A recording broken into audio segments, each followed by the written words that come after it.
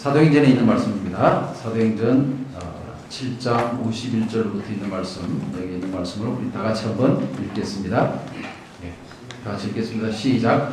목이 곧고 마음과 귀에 할례를 받지 못한 사람들아, 너희가 항상 성령을 얻으려 너희 조상과 같이 너희도 하는도다. 너희 조상들은 선지자 중에 누구를 핍박지 아니하였느냐? 의인이 오시리라 예고한 자들을 저희가 죽였고, 이제 너희는 그 의인을 잡아준 자요 살인한 자가 되나니, 너희가 천사에 전한 율법을 받고도 지키지 아니하였도다 하니라. 여기에 말씀을 보면 너희는 그 의인을 잡아준 자요 살인한 자가 되나니라는 그런 말도 있고요. 너희 조상은 선지자들을 죽였고 라는 그런 말도 여기 나옵니다. 어떻습니까? 여기 설교가 평범합니까? 아니면 마음을 찌르는 설교입니까? 네? 이 설교를 보면은 이게 평범한 설교가 아니라 이 듣고 있는 청중들이 유대인들인데 그 유대인들을 아주 질책하는 그러한 내용인 것을 우리가 보게 됩니다. 자, 이 설교를 듣고 회개가 나올까요? 아니면 화가 날까요? 예? 이 설교 듣고 회개가 나왔을까요? 화가 나왔을까요? 회개가 나와야 되는데 화를 내죠. 예, 회개가 나와야 하는 설교인데 화가 났을까요? 내용이 이렇게 보면은 정말 진지한 내용, 이렇게 굉장히 엄숙한 내용인데, 이 설교를 듣고 난 다음에 그 설교의 반응을 나타낸 이 유대인들은 아주 안 좋은 그러한 모습을 나타낸 그러한 것을 우리가 보게 됩니다. 결국 스데반은 이 설교를 하고 난 다음에 돌에 맞아 죽었습니다. 제가 질문을 드리겠습니다. 왜 스데반은 유대인들 앞에서, 유대인들 앞에서 말입니다, 이런 무모한 설교를 해가지고 그들을 흥분시켰고, 그 흥분 사람들이 돌을 들어서 그를 죽이게 만드는 이런 설교를 했는가? 여러분, 이 설교가 그들에게 큰 원인이 됐습니까? 설교가 바로 이 스데반을 죽이게 하는 그런 아주 큰 원인이 되었다는 것을 우리가 보게 됩니다. 자, 그러면 이 스데반은 왜 이런 설교를 해가지고 죽음을 자처한 것처럼 보이는가 이거예요. 자, 스데반이 죽음을 자처했을까요? 아니면 설교를 하고 우연히 이렇게 그냥 돌에 맞아 죽는 그러한 일이 있었을까요? 자처한 것 같습니까? 아니면 저절로 그렇게 된 것 같습니까? 제가 지금 죽음을 부른 설교라 했기 때문에 이 설교를 함으로 인해서 그가 돌에 맞게 되었다는 것을 우리가 이해할 수 있게 했습니다. 자, 설교를 한 스데반이 잘못됐습니까? 들은 그들이 잘못됐을까요? 설교를 그런 설교를 했죠. 들은 사람들도 그런 설교를 듣고 화가 났죠. 그래서 양쪽 다 책임이 있는 것 같습니다. 그죠? 그래서 설교를 한 스데반도 이상한 설교를 했고, 들은 그 사람들도 설교를 듣고 돌을 들고 설교자를 때려 죽이는 그러한 일을 한 것을 보면 양쪽 다 정상이 아니다라는 그런 생각을 갖게 됩니다. 자, 그러면 왜 이 스데반은 이런 설교를 해가지고 이렇게 죽음을 자처했는가 하는 것에 대해서 우리가 좀 생각을 해보려고 하는 겁니다. 먼저 우리가 생각해야 할 것은요, 이 스데반은 그 당시에 아주 유수한 그러한 학자들, 유대인들 가운데서 아주 굉장히 뛰어난 학자들과 토론을 하는 그러한 장면들을 우리가 보게 됩니다. 그런데 그 유수한 유대인들의 학자들이 와서 스데반과 이야기를 했는데 그들이 이기지 못했다는 그러한 모습을 우리가 보게 됩니다. 당시에 이 그리스도인들이 많이 증가했죠. 오순절 성령이 임하시고 난 다음에 사람들이 그리스도인이 되고서 유대인들이 많은 그리스도인으로 바뀌면서 한 가지 문제가 생기게 되었습니다. 무슨 문제가 생기게 되느냐? 이 유대인들이 전통적으로 섬기던 제사제도, 이 제사제도를 부정하면서 이 새롭게 기독교인이 된 사람들은 유대인에 불구하고 제사를 드리지 않는 것입니다. 그렇게 되니까 사회적으로 문제가 많이 일어났죠. 그리스도인들이 적을 때는 문제가 없었지만 그들이 3,000명 하루에도 막 3,000명씩 불어나고 하니까 수많은 그리스도인들이 생기니까 그 사람들이 어떻게 해요? 제사를 드리지 않는 것입니다. 제사를 드리지 않으면 어떻게 됩니까? 제사장들이 문제가 생겨요. 제사장들은 그 가지고 오는 그 제사 제물, 그 제물을 가지고서 어떻게 해요? 그들이 먹고 사는 문제도 거기에 달려 있는 겁니다.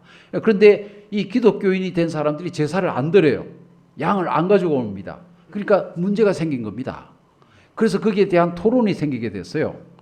유대인들이 뭐라고 그래요? 왜 당신들은 기독교인이 되면서 예수님을 믿으면서 왜 전통과 제사를 드리지 않느냐 하는 그런 문제를 따지니까 거기에 대한 대답을 지금 누가 해요?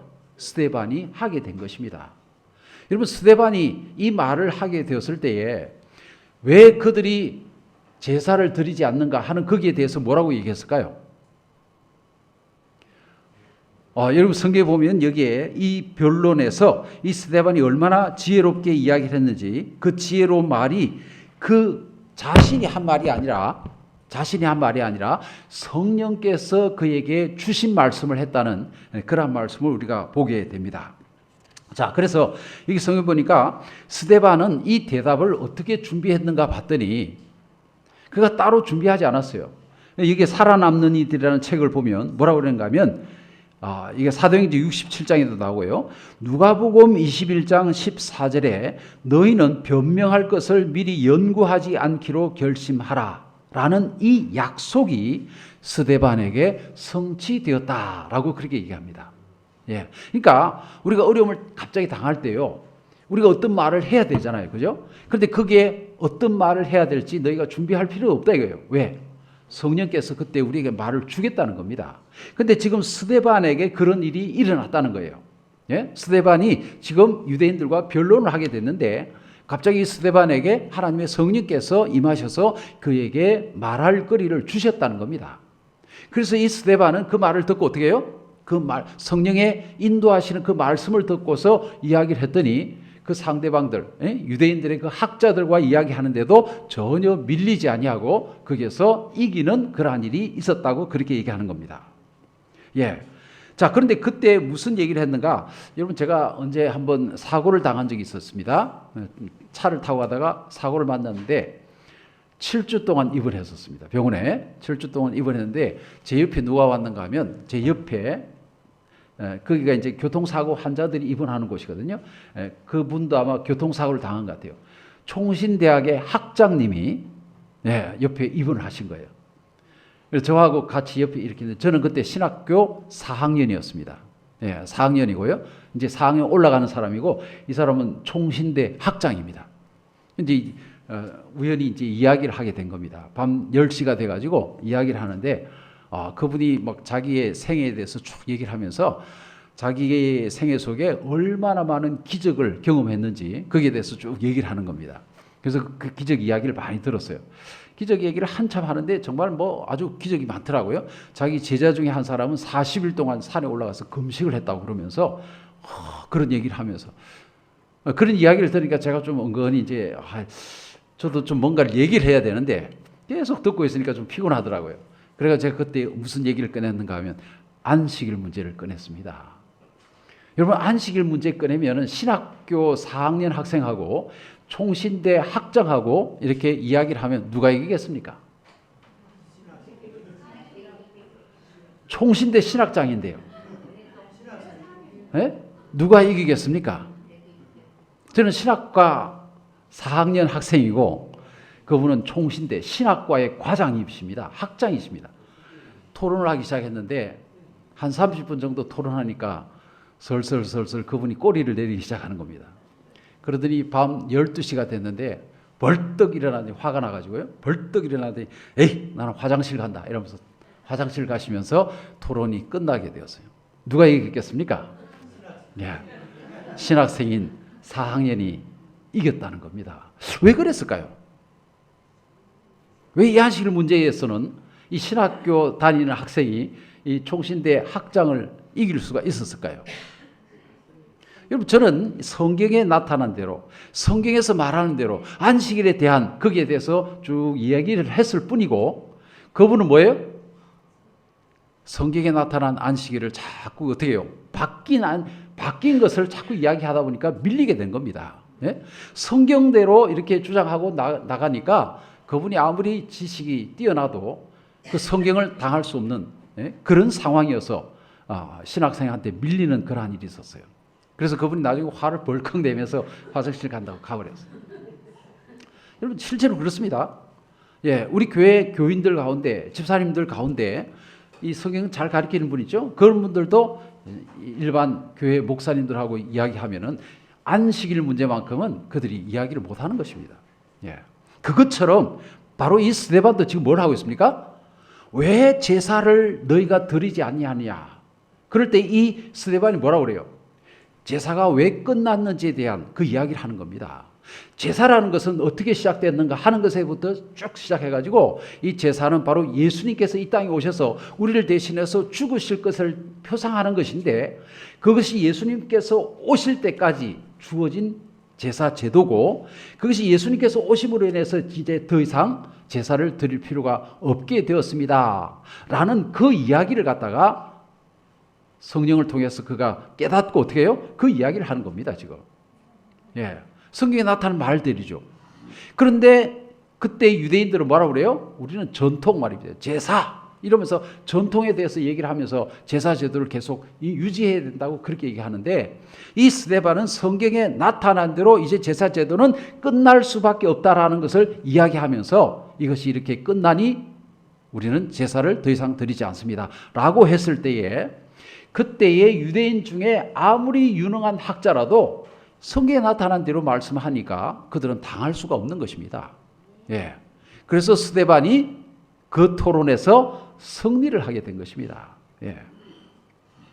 자, 그래서 이 스데반이 이 대답을 그냥 자기가 준비했는가 봤더니 그게 아니라 여기에 사도행전에 보니까 변명할 것을 미리 준비하지 않았지만 성령께서 그를 감동시켜 가지고 그에게 말거리를 주셨다 그랬어요. 살아남는 이들에 보면 263페이지 보면 스데반의 눈이 열리자 그리스도의 죽으심으로 말미암아 폐지된 여러 표상적인 예식을 깨닫게 되었다라고 그렇게 얘기했어요.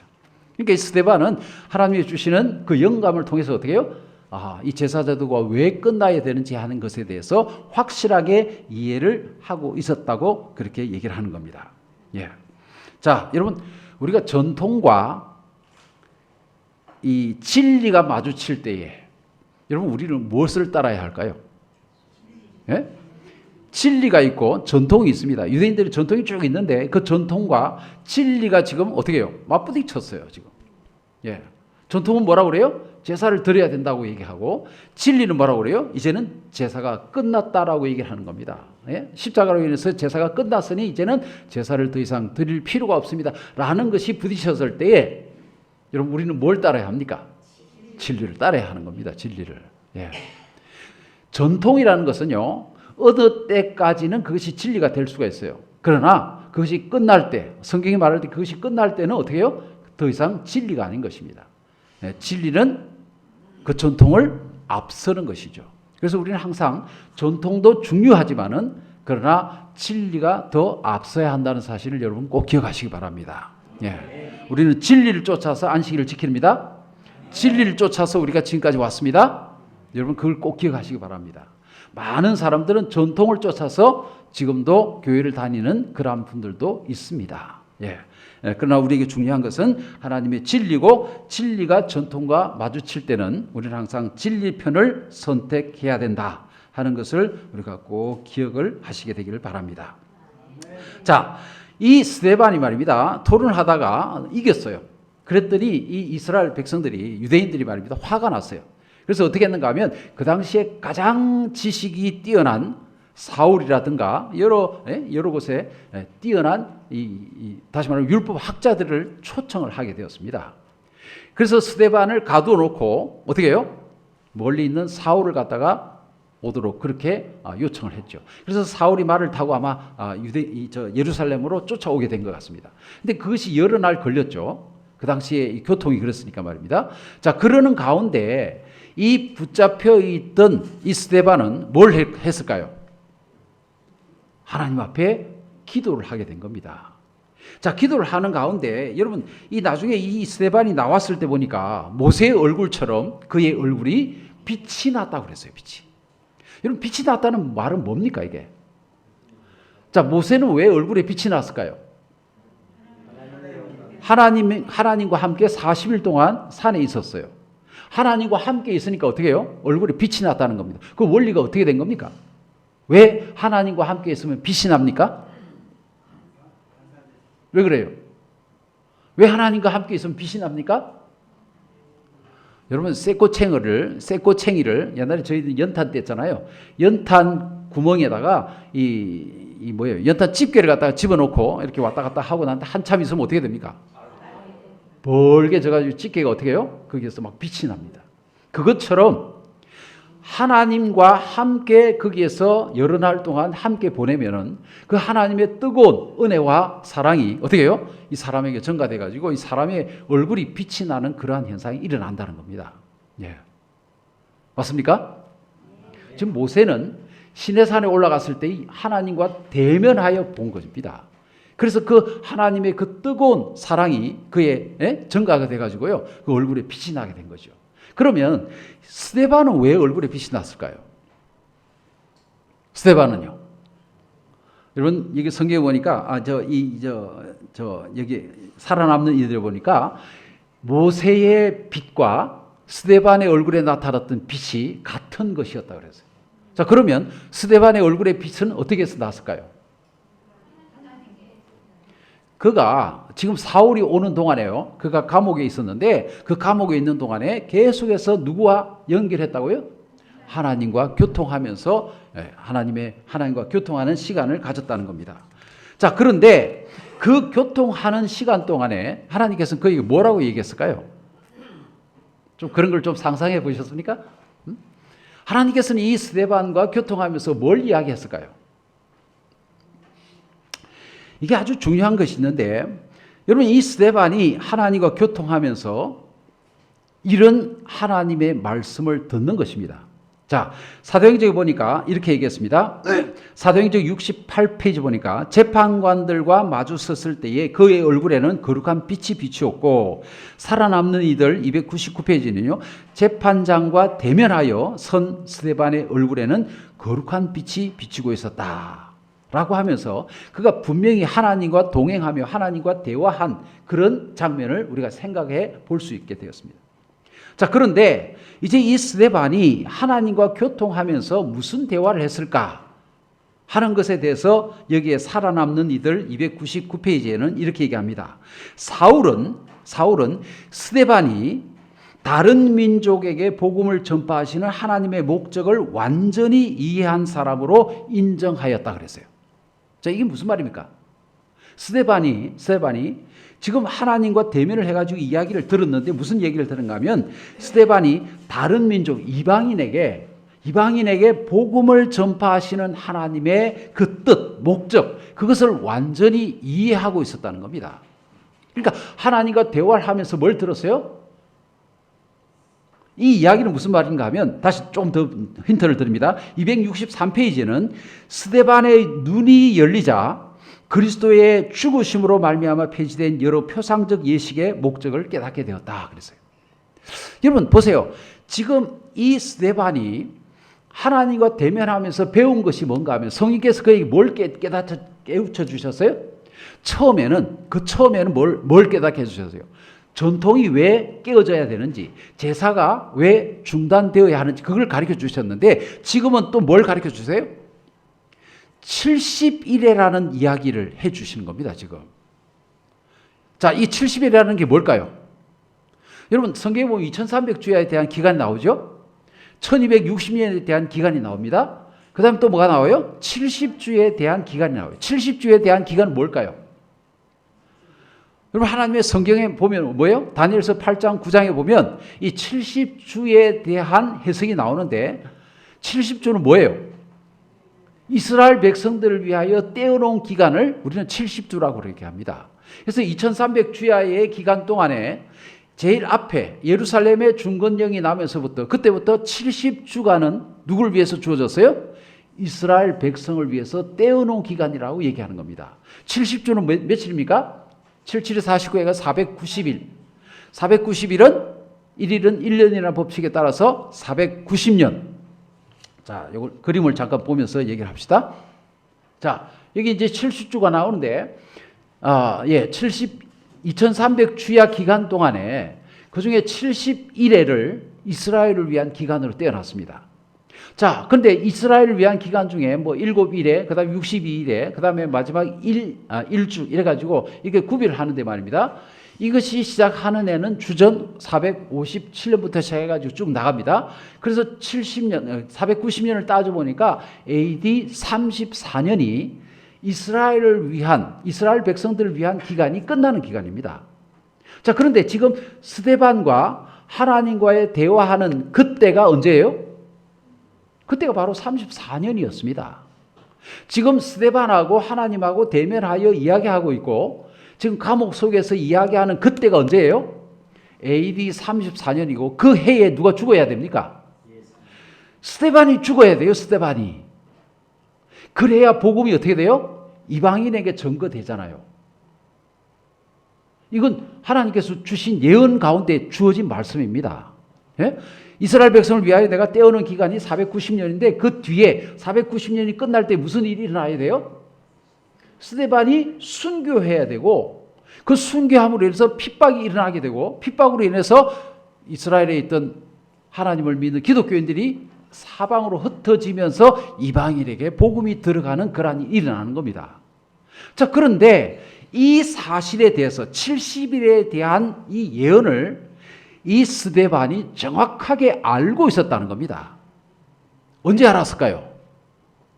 성령께서 가르쳐 주셨다는 겁니다. 성령께서 이 70일에 대한 기간을 가르쳐 주면서 뭘 해요, 지금?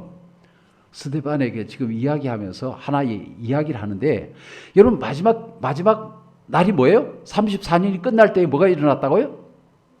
스데반이 죽어야 되는 거예요.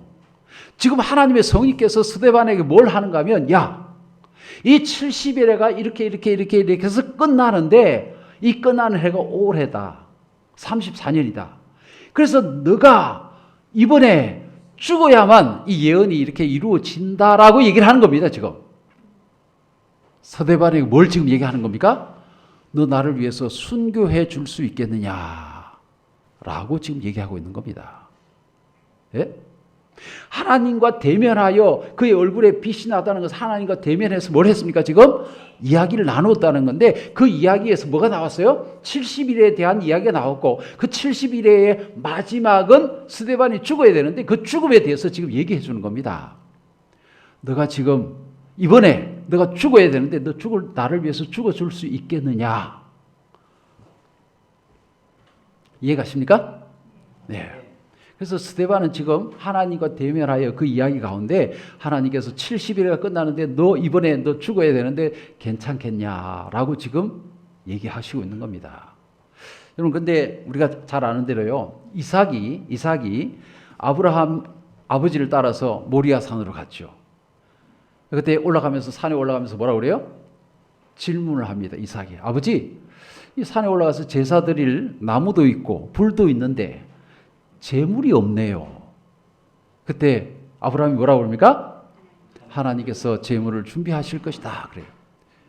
그리고 다 올라가서 어떻게 해요? 이제 단을 쌓고 나무를 이렇게 올려놓고 이제 드디어 재물을 올려야 되는데, 아브라함이 이삭에게 이야기를 합니다. 이삭아, 이리 와라. 너가 바로 재물이다. 그럼 그때 이삭이 어떻게 했어요? 이삭이, 예? 이삭은 그때 나이가 얼마 됩니까? 나이가 20살밖에 안 됐어요. 얼마나 펄펄한 사람입니까? 아버지는 지금 몇 살이에요? 120살. 노인입니다. 얼마든지 이기고 나가서 어떻게 해요? 도망갈 수 있는 그런 입장이었어요. 그런데 순종의 이삭은 그 자리에서 어떻게 해요? 아버지가 내가 너를 죽이겠다라고 하니까, 아버지 제가 죽겠습니다라고 죽음을 받아들입니다. 여러분, 순교자, 다시 말하면 이 하나님께서 지금 누구에게요? 스데반에게 너가 순교를 해줄 수 있겠느냐라고 했더니, 이 스데반은 그 말을 듣고 어떻게 해요? 내가 즐거이 예수님을 위해서 내가 순교하겠습니다 라고 그걸 받아들인 것입니다. 예? 자, 그렇게 하고 난 다음에 어떤 일이 일어나는가? 설교를 하게 되는데 어떻게 해요? 설교의 내용이 좀 이상하더라 말입니다. 예? 그래서 이게 사도행전 7장에 보면 스데반의 설교가 쫙 나옵니다. 그 설교 앞에 내용은 뭐 이스라엘 백성들이 하나님께서 어떻게 인도해 주신 그 이야기들이 쭉 나오고요. 그 다음에 이제 쭉 나가다가 나중에 이제 51절에 보면 이 스데반이 설교를 하다가 스데반이 설교를 갑자기 멈춥니다. 설교를 중단하고 그 다음에 이제 이스라엘 백성을 향해서 질책하는 모습이 나옵니다. 그 질책하는 것이 바로 이게 51절로부터 주어진 말씀이에요. 아까 읽었죠? 예. 너희가 어떻게 했다? 너희 선조들은 선지자를 죽였고 너희들은 메시아를 죽였다라고 하면서 그들의 심기를 건드리기 시작합니다. 여러분 이스라엘 백성들은요 가장 중요시 여기는 두 가지가 있습니다. 그게 뭔가 하면 성소를 그들은 굉장히 중요시 여깁니다. 그 다음에 또 하나 성소의 주력이 율법. 그러니까 이스라엘 백성들이 처음에는요 예루살렘 성을 굉장히 사랑했어요. 근데 그 예루살렘 성을 그렇게 사랑했는데 그들이 어떻게 했어요? 성이 파괴가 되면서 바벨론 포로로 잡혀갔습니다. 그때에 그들은 성소를 더 이상 믿지 못했고 더 이상 이렇게 섬기지 못했고 그들이 포로로 잡혀갈 때에 하나님께서 뭘 주셨습니까? 그 당시에 그 선지자들을 통해서 율법을 가리키는 서기관들이 일어났어요. 그래서 율법을 계속해서 백성들에게 가르쳐 왔습니다. 그래서 이스라엘 백성들은 율법을 그때 굉장히 사랑하게 되었어요. 그리고 그들이 다시 돌아왔습니다. 그때 돌아왔을 때 다시 예루살렘 성을 재건하고 그들의 마음속에는 예루살렘 성전과 율법이 그들의 마음속에 꽉 자리를 잡게 된 겁니다. 그래서 이 유대인들은요 성전과 율법에 대해서는 얼마나 사랑하는지 굉장히 사랑했다고 그랬어요. 그런데 이제 이 스데반이 설교를 하다가 나중에 그 뒤에 가서 뭐라고 하는가 하면 이 율법과 이 성전을 건드리는 그런 말을 하고 있습니다. 예? 무슨 말을 했어요? 자, 여기 여러분 찾아보시기 바랍니다. 여기 성경에 보면 사도행전에 보면 그 말이 나옵니다. 사도행전 7장입니다. 7장에 확인을 하고 넘어가십시다. 사도행전 7장에 보면 앞에 보면 그 말이 나옵니다. 앞에 쭉 이야기는 그렇고요. 그다음에 이제 51절에 목이 곧고 마음과 귀에 할례를 받지 못한 사람들아 너희가 항상 성령을 거스려 너희 조상과 같이 너희도 그러하는도다. 너희 조상들은 선지자 중에 누구를 핍박하지 아니하였느냐? 의인이 오시라고 예언한 저희가 죽이고 이제 너희는 그 의인을 잡아준 자여 살인한 자가 되었느니라라고 얘기를 해요. 그랬더니 그 사람들이 어떻게 해요? 화를 확 내면서 씩씩거리기 시작합니다. 그때 스데반은 한 발 더 나가가지고 하나님의 성전을 건드립니다. 보세요. 너희가 천사의 율법을 건드리죠. 53절. 너희가 천사에 전한 율법을 받고도 지키지 아니하였도다 하니라. 저희가 이 말을 듣고 마음에 찔려서 저희를 향하여 이를 갈거늘 스데반이 성령이 충만하여 하늘을 우러러 주목하며 하나님의 영광에 및 예수께서 하나님 우편에 서신 것을 보고 말하되 보라 하늘이 열리고 인자가 하나님 우편에 서신 것을 보노라 하되 그렇게 얘기했어요. 그러니까 그 앞에 지금 율법에 대해서도 얘기했죠. 율법에 대해서 얘기하면서 너희가 하나님의 율법을 받으면서도 그 율법을 따르지 아니하는도다. 율법이 너희를 구원하지 못한다라고 얘기를 했고 그 다음에 성전에 대해서도 이야기를 하면서 예수님의 죽음이 성전으로 인해서 더 이상 너희를 구원하는 표가 되지 못할 이런 얘기를 하면서 하나님의 성전과 율법에 대해서 이야기를 했을 때에 그들이 어떻게 됐어요? 완전히 이게 뭐라고 그럽니까? 이거 꼭지가 나갔다고 그러죠. 화가 나가지고 아주 막 씩씩거리면서 옷을 찢고 거기에서 분노를 표현합니다. 스데반은 그 이야기를 보면서 그걸 보면서 이제 마지막 자신의 운명을 예감을 하죠. 자, 거기에 대해서는 이 말씀들을 여러 가지가 있습니다. 자, 여기 사도행전 초기 문집에 있는 말씀을 먼저 읽겠습니다. 초기 문집 198페이지입니다. 초기 문집에 보면 그들은 하나님보다도 성전을 숭상하고 있었기 때문에 그들을 미치도록 했다고 그렇게 이야기를 합니다. 그러니까 이 성전에 대해서 스데반이 이야기를 했을 때에 왜 그들이 그렇게 분노를 했는가? 그들은 하나님보다도 성전을 더 숭상했다는 겁니다. 그래서 어떻게 해요? 성전에 대해서 까니까 어떻게 해요? 그냥 막 그렇게 화를 내고 그렇게 했습니다. 그 다음에 그들은 율법을 지킴으로 구원을 받기 위해서 율법을 무척 소중하게 생각해 왔습니다. 그런데 지금 유대인들은 예수님보다도 율법을 더 높였단 말입니다. 그랬더니 어떻게 해요? 그 율법에 대해서 또 이렇게 얘기를 하니까 그들은 이렇게 막 이렇게 화를 내는 그러한 일이 있었다. 그렇게 얘기합니다. 자, 그래서 이 두 가지를 얘기했을 때 이스라엘 백성들이 막 옷을 찢고 그러니까 그때 어떻게 해요? 스데반이 그 광경을 보면서 설교를 이제 딱 그칩니다. 그치면서 이제 그들에게 마지막 얘기를 하죠. 너희가 선지자를 죽였고 뭐 이렇게 얘기를 합니다. 자, 그리고 난 다음에 이제 마지막 어떻게 해요? 그가 하늘을 보면서 하늘이 쫙 열리고 말입니다. 그게 하나님의 예수님께서 거기에 서 계신 것을 보면서 얘기를 하죠. 하늘이 열리고 인자가 하나님 우편에 서신 것을 보노라 라고 했더니 그들이 아주 큰 소리를 지르면서 돌멩이를 들고 귀를 막고 스데반에 가서 돌로 이렇게 던졌다라고 얘기를 합니다. 살아남는 이들의 302페이지 보면 그들은 이를 갈면서 스데반에게 달려들었다. 그러나 스데반은 움직이지 않았다 그랬어요. 여러분 스데반이 왜 안 움직였을까요? 스데반이 왜 움직이지 않았을까요? 그들이 돌을 들고 달려오는데 왜 움직이지 않았을까요? 죽음을 알고 있었다는 얘기입니다. 죽음을 미리 알고 있었다는 거예요. 자, 그래서 제가 이것을 보면서 스데반이 하나님과 대면할 때에 하나님으로부터 70주에 대한 이야기를 들었을 것이고 그가 사울이 그랬잖아요. 그가 70주에 대한 것을 완전히 이해하고 있었다고요. 그리고 그 이야기 가운데 마지막 34년이라는 것이 나오는데 그 34년은 스데반이 죽어야 되는 해인데요. 거기에 대한 것을 하나님의 성령께서 어떻게 해요? 스데반에게 이야기를 했을 것이다 라는 것입니다. 그래서 지금 스데반은 이 이야기를 통해서 어떻게 해요? 자기가 순교자가 될 것을 미리 알고 있었다는 것을 얘기하고 있는 겁니다. 네? 내가 이번 일에 인해서 하나님을 위해서 내가 순교해야겠다는 그런 각오가 있는 사람이 됐다는 거예요. 제가 언젠가 동해에 삼육학교가 있는데요. 거기 교장 선생님이 하시는 이야기를 제가 들은 적이 있습니다. 그분은 아주 신실하신 분인데 그렇게 얘기를 하더라고요. 나는 언젠가 죽을 때에 나는 꼭 순교자가 되어서 죽겠다라는 그런 말을 하시는 것을 제가 들었습니다.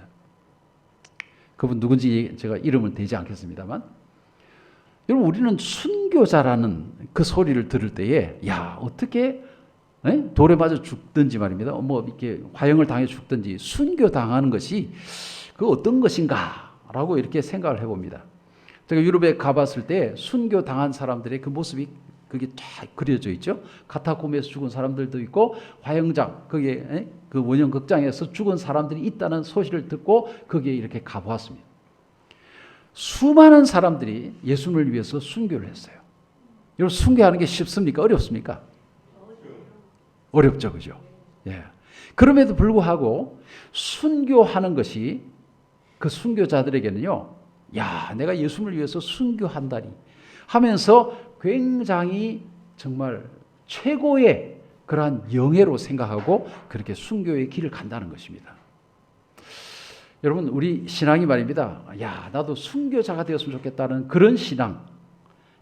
예수님을 위해서 나도 정말 내 생명을 바쳐서 예수님을 사랑하는 그러한 모습으로 말입니다. 순교를 했으면 얼마나 좋을까 하는 그런 신앙의 태도를 우리가 갖는다면 얼마나 좋을지 모르겠습니다. 그런 신앙의 태도를 우리 모두가 갖게 되기를 간절히 바랍니다. 분명히 오늘 말씀은 스데반은 자기가 죽을 것을 알고 그 자리에 서 있었다는 것을 여러분 성경이 분명하게 우리에게 증언합니다. 그 말은 그가 벌써 순교자가 될 것이라고 그렇게 결심을 한 사람이었다는 것을 우리에게 말씀하고 있는 겁니다. 여러분 내 한 몸을 바쳐서 예수님 나라가 확정된다면 나도 예수님을 위해서 나의 생명을 바치리라 하는 그런 결심이 오늘 우리의 결심이 되기를 간절히 바랍니다. 자, 결론적으로 말씀을 드립니다. 여러분 장래에 대해서 우리는 두려워할 필요가 없어요. 예수님께서 우리에게 때가 되면 할 말거리를 준다고 그렇게 말씀하십니다. 그 다음에 또 하나는 전통보다는 우리는 진리를 고수하는 사람이 되어야 한다라는 그런 말씀을 주셨고요. 그 다음에 예수님을 위해서 고난이나 순교를 당하는 것을 최고의 영예로 알고 살아가는 여러분과 제가 되었으면 좋겠습니다. 그 다음에 마지막으로 여러분 설교에 대한 반응을 여러분은 어떻게 나타내고 있습니까? 어떤 사람은 설교를 들으면서 은혜를 받는 사람이 있고, 어떤 사람은 설교를 들고 난 다음에 따지는 분들이 있고, 어떤 사람은 설교를 듣고 난 다음에 교회를 나오지 않는 그러한 사람도 있습니다. 어떤 사람은 오해를 하고 목회자와 등을 지는 사람도 있어요. 여러분, 근데 오늘 이 스데반의 설교를 들은 사람들은 어떻게 했어요? 설교자에게 돌을 던지는 그러한 일을 하게 됩니다. 여러분, 설교를 들을 때에 여러분 어떤 방법으로 듣고 있습니까? 자, 이게 교회 주석에 보면요, 하나님의 말씀이나 하나님을 대표하는 그의 기별의 자들을 통하여 주시는 경고와 책망과 간청은 다 마음의 문을 두드리시는 소리요, 문을 열라고 간청하시는 예수의 목소리이다. 그렇게 말씀하셨습니다. 예, 어떤 사람이 여러분 앞에서 설교할지라도 그 설교를 들을 때 여러분 예수님의 음성으로 들으셔야 한다는, 그 설교 듣는 태도가 그래야 한다는 것을 말씀을 하고 있습니다. 여러분, 오늘 우리는 이 스데반을 통해서 우리 예수님께서 스데반에게 그의 마지막 생명까지 네가 나를 위해서 바칠 수 있느냐라고 했을 때에 그는 자원해서 예수님, 제가 당신을 위해서 순교자가 되겠습니다 라는 그러한 고백을 한 그러한 모습을 우리가 상상할 수 있습니다. 오늘 우리 모두도 우리 예수님을 위해서 나의 생명을 내놓고 예수님을 사랑하고 그분을 위해서 나도 순교자가 되겠다는 그런 마음으로 살아가시는 여러분과 제가 되기를 간절히 바라면서 말씀을 마치겠습니다.